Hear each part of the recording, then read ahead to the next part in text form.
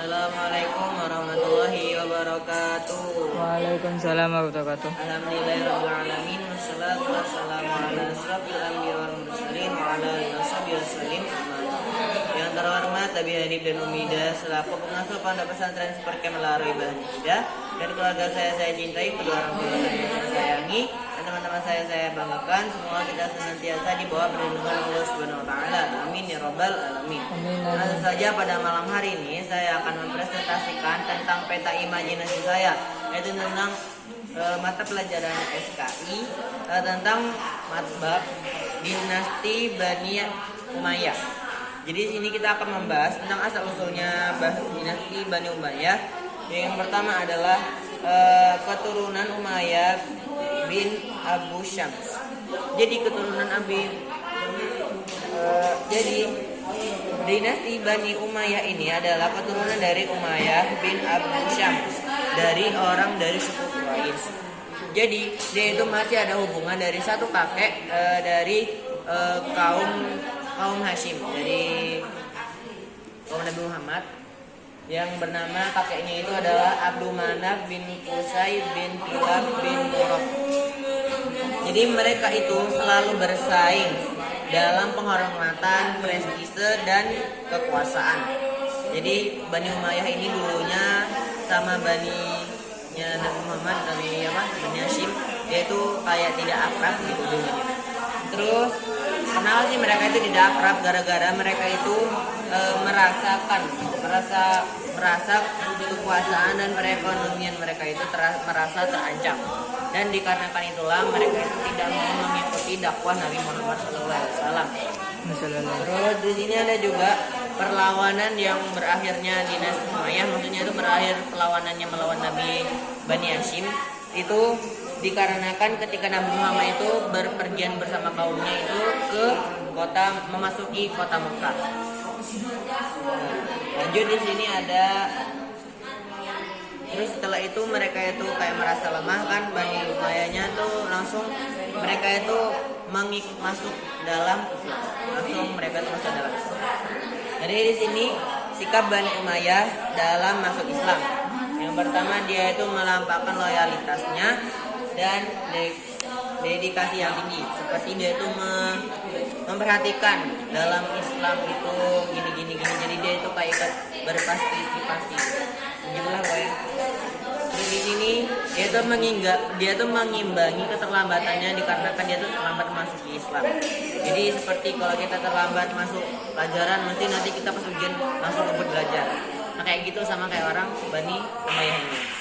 Jadi dia masuk Islam, terus dia itu ngebut.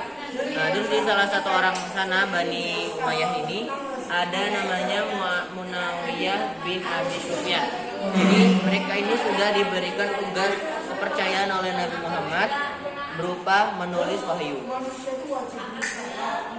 Terus di sini ada merasa rendah diri. Jadi Bani Umayyah ini merasakan diri mereka itu rendah dikarenakan kelas mereka itu berada di bawah antara Bani Ansor dan Bani Muhajirin.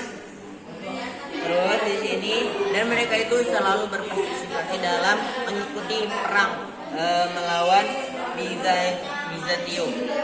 Lanjut di sini ada proses dan sebab berdirinya di dinasti Bani Umayyah. Jadi di sini dia tuh dilatar belakangi oleh peristiwa penting yang biasanya disebut dengan al-jamaah, atau seperti kayak perkumpulan orang Islam.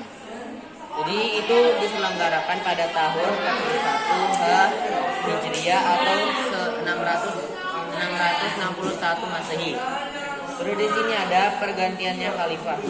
Jadi pergantiannya khalifah pada masa dinasti Umayyah ini juga dia itu mengadakan musyawarah mufakat seperti kita juga di Indonesia. Terus dia tuh jadi musyawarah mufakat itu turun temurun terus kayak penggantian. Jadi mereka itu turun temurun terus buat namanya pergantian khalifah, ganti-ganti khalifah terus itu selama 661 sampai 750 Masehi. Lanjut di sini ada Khulafaur Rasyidin. Periode Khulafaur Rasyidin itu diganti dengan dinasti Umayyah.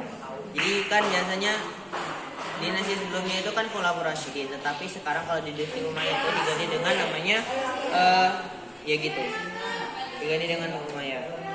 Terus ini ada corak gaya dalam Muawiyah bin Abi Sufyan. Jadi yang tadi orang penting tadi, dia itu adalah penguasa tunggal setelah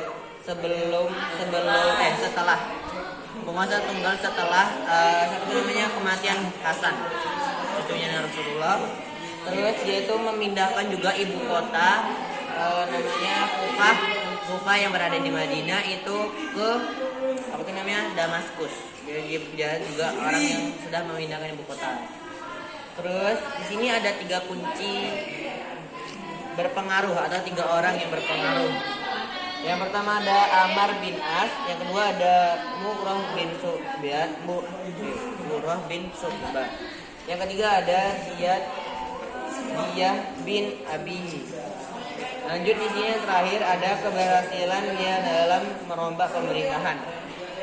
Jadi Muawiyah bin Abi Sufyan itu adalah orang yang berhasil yang telah merombak pemerintahan pada zamannya itu, yaitu dan dia itu digelarkan hidup sebagai raja, dan dia telah membangun masjid-masjid khusus buat sultan, dan dia juga menggelar kain yang biasanya Rasulullah itu yang dilarang oleh laki-laki.